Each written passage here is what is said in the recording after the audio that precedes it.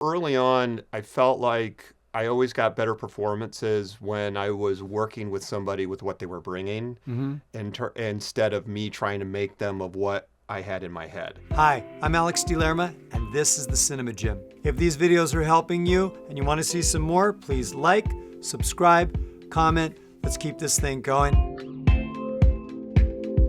We're here with John Schimke, and we're going to talk about actor-director collaboration.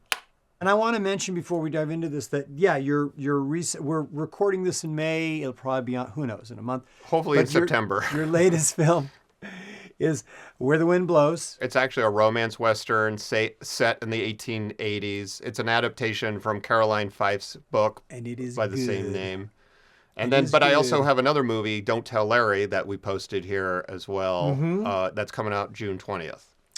Oh, okay. I knew about that from David. I didn't know it was, okay. It's right around the corner, yeah. Wow. Okay, well, I've only seen Where the Wind Blows, and congratulations, man. You did a great you. job. So, yeah, you work with your fair share of actors, and talk a little bit, if you would, about what are some of the challenges in that actor-director collaboration, and how have you dealt with that or learned to deal with it? Well, I mean, there's a lot to unpack there, Yeah. but a lot of times when you're working with actors on set and you don't know the person a lot, you try to build a relationship before you get to set, talking about the script, talking about the characters, and then depending on when you cast that person, I mean, sometimes you're already shooting and you're still looking for that character, and that person rolls in, and then you're just learning about who this person is. And that person's learning about you as a director as well. A lot of times, people have their guards up when they're walking onto set. There's a lot of strangers around, and the nature of being an actor is just to be vulnerable in front of the camera. I mean, I can't do it. It's easy for me to just ask you to be vulnerable and give me a good performance in front of the camera, but it's very daunting, I imagine. I mean, that's the way I approach it. So a lot of times I try to build a relationship with the actor beforehand, talking about the character and the script and things like that. But then there's always some sort of barrier where just the two people are trying to get used to each other. And a lot of it, the way I see it, a lot of it is like creative trust. Yeah. And you as a director, you cast that person, and the way I see it is that person is now the expert of that character. Even if I wrote the script, it's like you're that character now.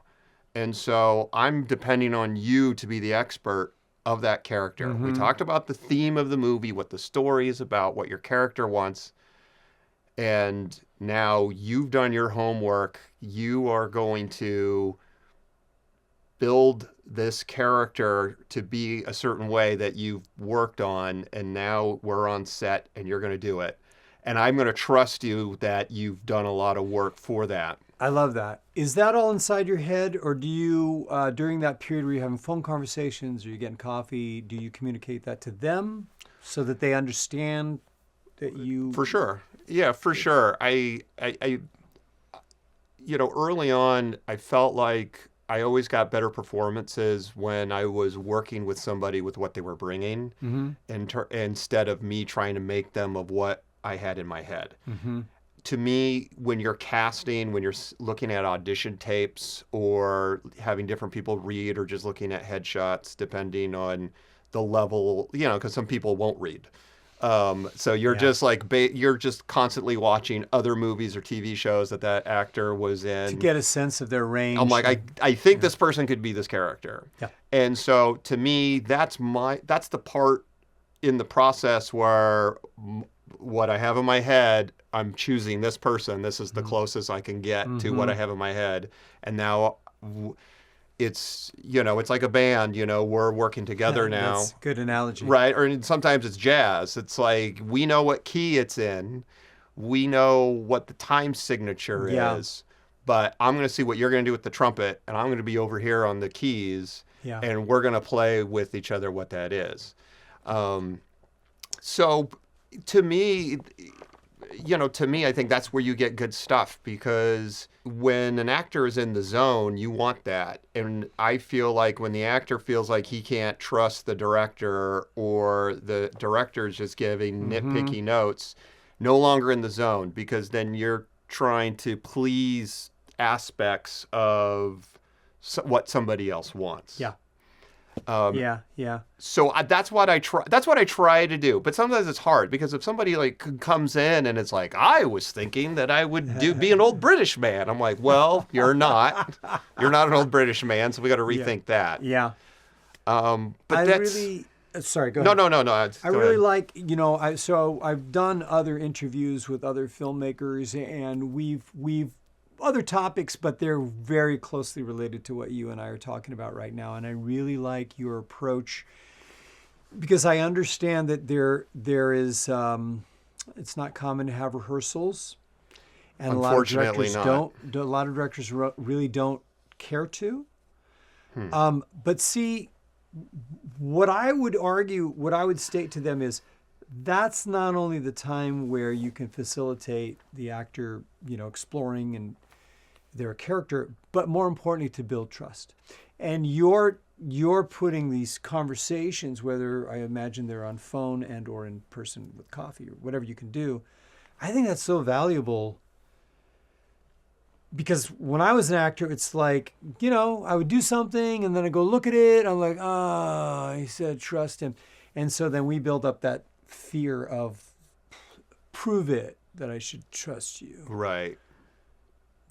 And I know that's not right, but we want to we want to feel like our best work is put forward. We want to feel like we're being authentic, and but then we don't understand the filmmaker that, hey, filmmaker wants the same thing. We're not perfect, we're trying to find it, and sometimes we make a bad call, but it's not our intention to make you look bad. For sure. I think, mistakes, that's the one thing I'm always very verbal about. I'm like, let's try it this way, or let's try one. Don't worry about doing anything wrong.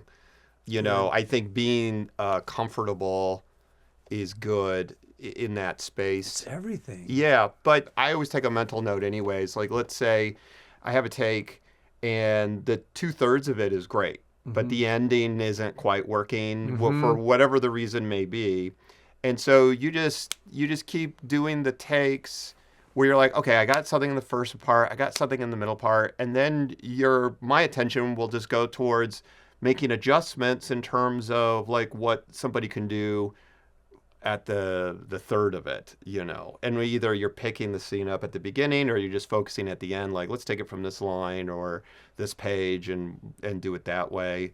And then you eventually get it, because cinema, when you're making a film or a TV show, it all comes together in the edit anyways. Right. And that's another way you're shaping performance, because when the actor plays and he's being consistent with how he or she has developed that character, you have all these different options, and then you create the option, the choice in the edit of like what that performance may be. So if the actor is more comfortable, you're going to have more authentic things to play with in the edit. And instead of being defensive in the edit bay, where you're just trying to get a glimmer of authenticity and the core of what that character is, of what he or she wants in the scene, and what that conflict that's keeping them from doing it, it becomes easier to shape the scene in that way, instead of just trying to find the authenticity just so the scene is not terrible and the actor doesn't look horrible at all. I think when you rewind all the way back to the beginning, where people are comfortable and you feel safe in some way, and there's that collaborative trust, you just have more options to make. It doesn't mean you're guaranteed to have something great. It's just you're just guaranteed to have some more authentic options in the end, for the edit.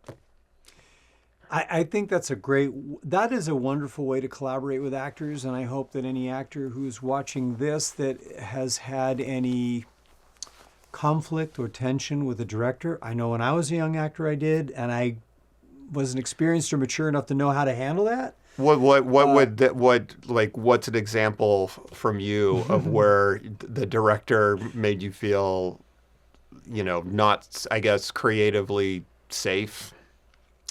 I already, I got to a place where I felt like I had graduated past being a puppet. And so in the beginning, I liked being a puppet. And I felt insecure if you were not being a puppet master. I thought you were a bad director. Oh. And then when I evolved in my process as an actor, that's like I just had a new superpower. Holy crap, I can fly. But this guy's not letting me fly. What does that mean? That means I want to experiment. I want to bring this prop in. I want to try getting dressed in that. But he doesn't get dressed.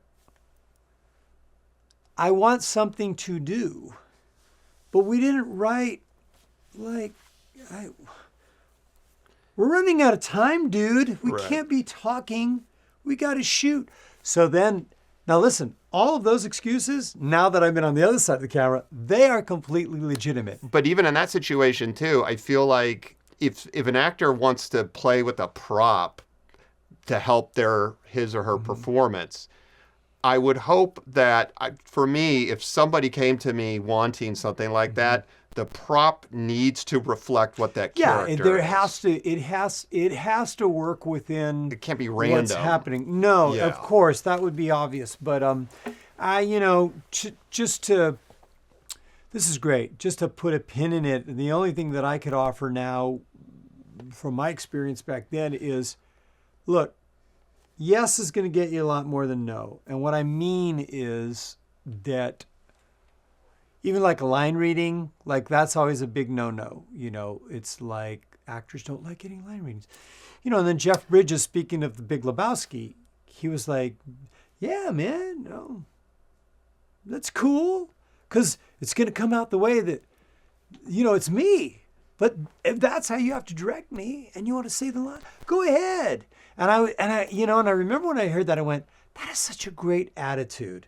Like, why not? The Cinema Gym is all about helping you transition from the stage to the screen. If you're interested in classes, seminars, or private coaching, you can visit the website. Hope to see you in the gym soon. TheCinemaGym.com for virtual one-on-one coaching for camera.